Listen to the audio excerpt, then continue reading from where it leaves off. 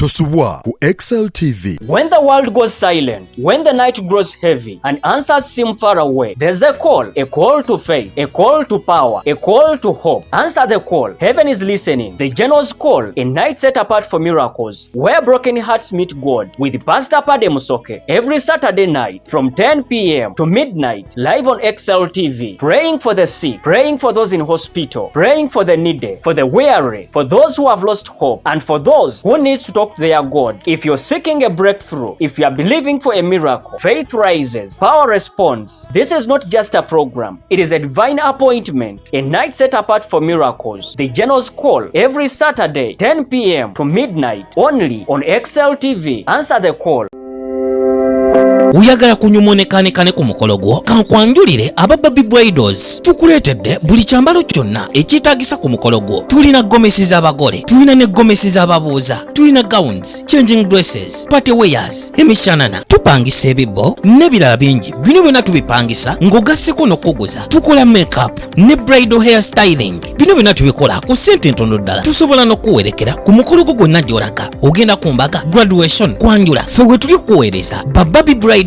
Tusisinkanibwa Kireka, Kamuli Road, okumpi ne Mogas. Okumanya ebisingawo tukubere ku 070 35 55 31. Tukulindiridde.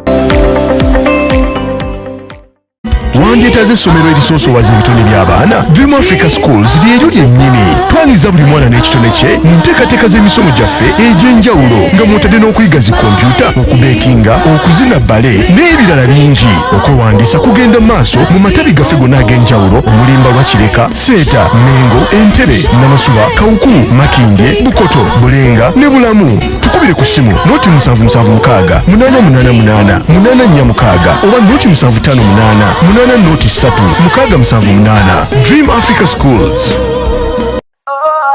Jolo Quality Properties and Real Estate Consultants. Katubanjuli Jolo Quality Properties and Real Estate Consultants abakuonya pressure y'okupangisa n'ofuuka landlord.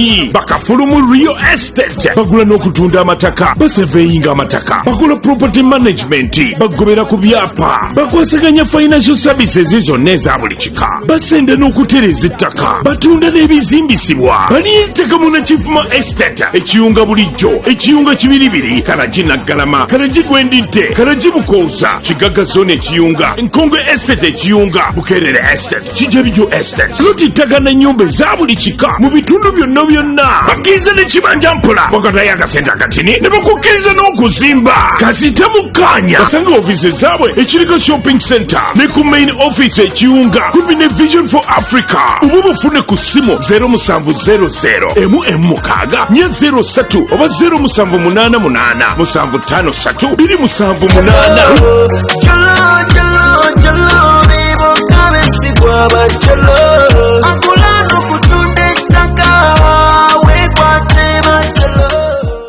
Tosubwa ku Excel TV. Mukama febazibwe banyabo ne basebo mu mwenna abalabi ba Excel TV.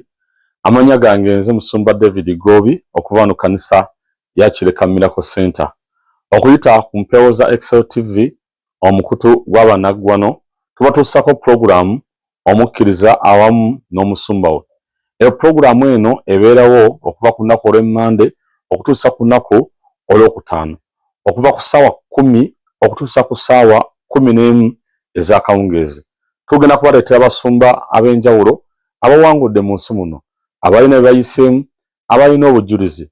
Beerako obulamu bwo bugenda kuzimbibwa era tojja kusigala nate kyekimu. Mukama abawe omukisa. Tosubwa ku Excel TV. Omulabi wa Excel TV tukwaniriza webale kubeerako, webale kutuwagira.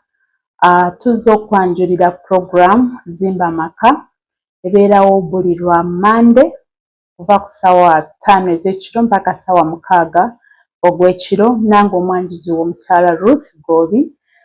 Program eno eyogera ku bikwatagana ku maka. Amaka galimu ebintu bya njawulo, amaka galimu ebintu bingi nnyo, okuzimba abaana, okwezimba, ebyenfuna, omwami n'omukyala n'ebiringa ebyo. Tunasanyuka ng'otwegasseko. Mukama ak'omukisa. Bye bye.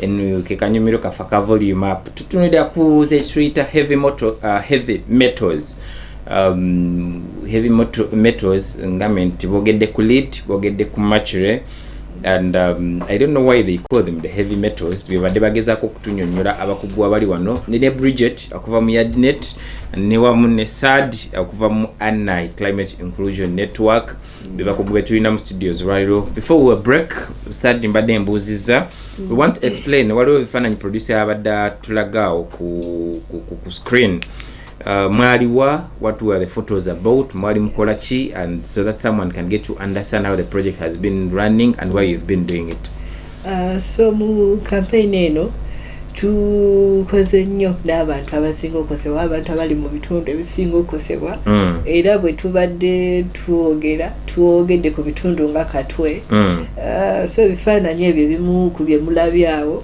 twali tusisinkana abaami abalina amagaraji oba bakola mu magaraji kuba tugambye nti abamu ku bantu abasinga okosebwa be bantu abali mu magaraji kuba bakozesa nnyo ekyo ekirungo kya lead ne battery mu batteries zaabwe then ng'ogyeko ekyo tukoze nnyo campaign n'abantu abatunda cosmetics oba ebizigo lipstick hata abakyala tebagadde ebizigo nga twongera okubasomesa n'okubalaga obubi obuyinza okuva mu kirungo ekyo kye bayita lead ne mercury then tunulidde nnyo n'amasomero ago kuba mu masomero abaana b'amasomero balina okumanya information eno ate ngabo mukimanyi nti emiti emito gye gikola ki tegigumiza ekibira so campaign eno olw'ensonga nti abaana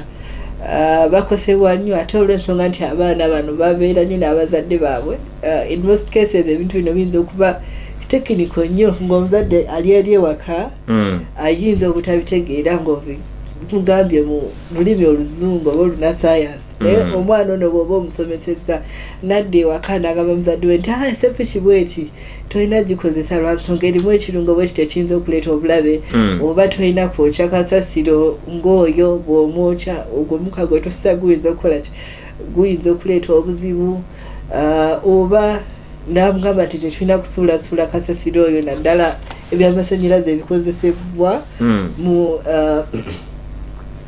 mu kasasiro lwa nsonga biyinza okuendingapo nga bigenza oba mu mazzi ge tukozesa ate ne twongera okukozesa obulamu bwaffe nga tuyingiza ekirungo kino ekikyamu ekiyinza okuleeta obuzibu so ng'ogyeko n'ekyo tukozeseza nnyo emitimbagano social media kubanga ensangi zino tosobola kwagala kutuusa bubaka ku bantu n'otakozesa social media nga tukozeseza nnyo Twitter oba gye bayita X nga tubadde tuhavinga campaigns ezisomesa nga tubadde tuteekayo flyers oba ebifaananyi ebiraga campaign nga era abantu batera okukomentinga ne bakubuuza nti twalabye kino kiyinza kutegeeza ki so nga mmwe muba mulina okuddamu ebibuuzo bino kubanga oli ayinza okukiraba obulabi kulungulu n'atakitegeera naye olw'ensonga nti gweoba okirinako obumanyirivu oba omubuulira noga nti kino kitegeeza bwe kiti mu bufuutifuuti oba weekuume bwoti mu campaign eno so tukiridde nnyo abantu bangi mu campaign eno nga twongera okumanyisa abantu okwekuuma obulabe obova mu heavy metal naddala lead ne mercury. Okay. Yes. Kali, Bridget, we have about few minutes to conclude this program, but now they have done the awareness, they have taught the communities. Now, how can these people continue engaging as communities, being part of this program, being part of this advocacy and awareness programs? How, or who should be part of it anyway? Okay, so on this campaign, we do not target only women or people with disabilities. We also focus on men, like Sad earlier said, but also you realize that it starts with individual efforts. Like, for example, if you're working in a garage, put on a glove, protect yourself from being affected by the lead acid batteries, put on an overall. If you're working in paint, make sure your paint is up to the standard. UNBS tells us that lead should not be more than 90 parts per million in a paint. But you know the Ugandan way of doing things. People want to duplicate. People want to make sure that they go for something cheaper, but that might affect their lives. So we encourage people to use products that are certified by the Uganda National Bureau of Standards, but also make sure they protect themselves. Also, for example, for this waste, if you have chargers, you have computers, do not just throw them away, because that lead will be washed away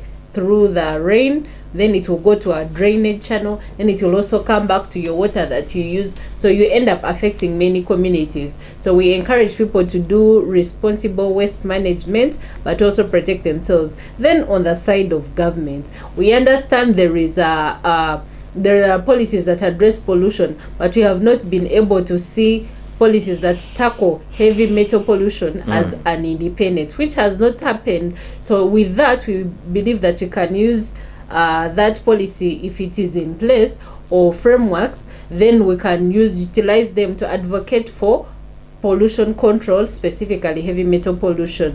So we hope to see a change, and we encourage people who have been part of the campaign, even you that is watching us and has gained some knowledge, please share it with other people, let them learn from you, because we cannot reach everywhere, but at least with a few people we shall reach, or we have reached, we'll be able to impact their lives, and they can pass on the information to others. Okay, Sad, as you giving in your parting shots, concluding shots, how can people, what should people do to reduce, the spread, increase the spread of getting contaminated with heavy metals? Yes. Nga wetunyonyodde nti abantu ffe nga ffe kitandikira kugwe ng'omuntu weekuumya otya naddala nga weewala okukozesa products oba ebintu ebirimu ebyo ebirungo bya lead ne mercury. So nga Bridget babadde atugamba tutunuulidde ku langi ng'oyo alimu ekyo ekirungo, ate bw'oba olina medical waste, kubanga ebintu bino ebimu bikozesebwa mu bintu ng'okola thermometers, tubisanga mu radio, tubisanga mu electronics ezimu, nti olina okubisuula awantu awagazetingiddwa oba awantu awateereddwawo okusuula kasasiro ng'ono owa electronics. Then n'ekirala twewale okwokya kasasiro ono, kubanga era buli lw'omwokya omukka ogwo ending up nga gwakoze eki nga gwe agusise nga gwagusiza you contaminate the air pollution, you contaminate the environment. Yeah. So you end up ingesting obutwa. So twongere n'okweyonja ffe ng'abantu, kubanga ebiseera ebisinga naddala ffe nga bannayuganda tumanyi kye bayita waste sorting oba okwawulayawula kasasiro. Nti kasasiro ono engeri gy'alina okusuulibwamu, era ndowooza omuntu bw'oba otambuddeko oba abantu abalina internet mutera okulaba eyo mu bazungu bateekawo omuntu obwo mu dustbin, naye nga buli ka dustbin kaliko nti muno mugenda mu kasasiro wabe amasannyalaze, muno mugenda mu macupa, muno mugenda mu kasasiro avunda oba biodegradable. So tulina okuyiga ekintu ekyo nti kasasiro omu talina kukwatibwa ffe ng'abantu, wabula tulina omuteeka mu bifo ebiteekeddwawo okusuula oyo kasasiro, kubanga bali ba experts baba bamanyi engeri gye bakwatamu kasasiro aleme tukosa. Ate kyongera naffe okutukuuma nekikuuma obutonde bwaffe n'okwongera ku bulamu bwaffe ng'abantu. Okay. Kale mukirize buli omu ddakiika emu asiibule abadde batulaba tulabike nga tuba wano Sad engeri gy'oli gwali n'omuzindalo. Abatulaba tweyanziza nnyo, ng'era tubasaba mwongere okubunyisa eno enjiri y'okwekuuma okuva eri heavy metals, ng'era osobola okututuukirira ku platforms ez'enjawulo nga X nga Twitter, osobola okutuukirira ffe oba n'otuukirira Yardnet bw'oba olina ekibuuzo kyonna baba basobola okuddamu ku social media, ku mutimbagano babeerako nnyo oba osobola okubawandiikira, naye nga kye tubasaba ng'abantu mwongere okwekuuma. Ate n'ekirala ne twongera okusaba gavumenti yaffe eteekewo policies ezi addressinga heavy metal pollution, kuba tukimanyi nti tulina amateeka agagavaninga pollution in general oba okuwona kw'obutonde in general ne bwe kituuka ku heavy metals ezo tetulina specific policies ng'ate abantu bongera okukosebwa ate olw'ensonga nti tosobola kukiraba kikukosa mpola mpola so ogenda okwejjuukiriza oba ogenda okukizuula nga kiri too late. Okay. Yes. Kale, Bridget, as we conclude, you also need to tell us, has the project ended? Is it still going on? When is it about to end? When is it ending? Okay, so it is a short-term campaign, but it is something we can continue even after the project has ended because we have the knowledge, we have influence. If I tell my mother, maybe she will tell her other women in their small gatherings there. So we can still do awareness. But also I needed to point out that as people think we are talking a lot of science, I need to bring it out to how it mainly affects children, especially those who have not yet been born. You know, lead can be ingested in a child through the placenta, like I earlier told you, but it will take years for you to see the impact. Lead can lead to low IQ levels, but not to say that it will make the children not perform well in class, but it has an impact on that. But also in men, to bring you the fact and scare you a bit so that you protect yourself, is that it leads to low sperm count. So be cautious. It also leads to organ damage, organs like the lungs, the liver, the heart. So we really need to take action. And we also appreciate the Global Alliance on Health and Pollution that has partnered with us on this campaign to enable us reach people, give them information so that they are aware of how to protect themselves against heavy metal pollution. We also appreciate the funding from the UKA through the Department of Environment, Food and Rural Affairs, and through their able support. That's why we have been able to create awareness, and we hope to do this more even when the campaign phase has ended. All right. Thank you. Thank you so much, Bridget, and thank you so much, Sad, for coming to educate these people. When we have experts like you, we also, are grateful to always to educate our audiences. Mbebaza nnyo mwabadde bagoberera.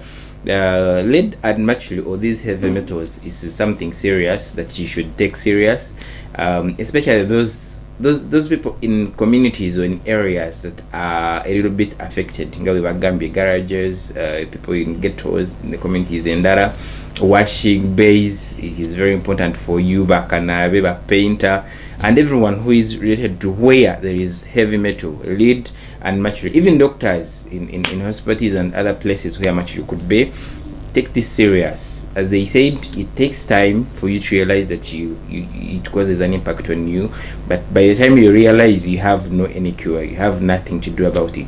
So they are doing awareness to make sure that you prevent yourself, because prevention is better than cure always. Kale ngobale kubanga mutambudde naffe Andrew ne team yonna mbatumiddeko mwebale Climate Inclusion Network, Yardnet team, and the rest of the supporters of this project. We thank you so much for always choosing Excel TV, and we always be happy to work with you. Nze Enoth Mtunji mbebaza kubanga mutambudde naffe okuva lwe tatandise kumalira ekomawo tukumawona Rencha saa 12 ez'okumakya paka saa 3. Nze Enoth Mtunji mwebaze, nebaza timu yonna gye nkoze nayo, Isaac Mbyuma, Mutebi, Shakira ne timu yonna, Hilda, n'abasigadde mwenna mwebale nnyo, mwebadde ddala. Tukwatagane olunaku lw'enkya, musibe bulungi, mweraba.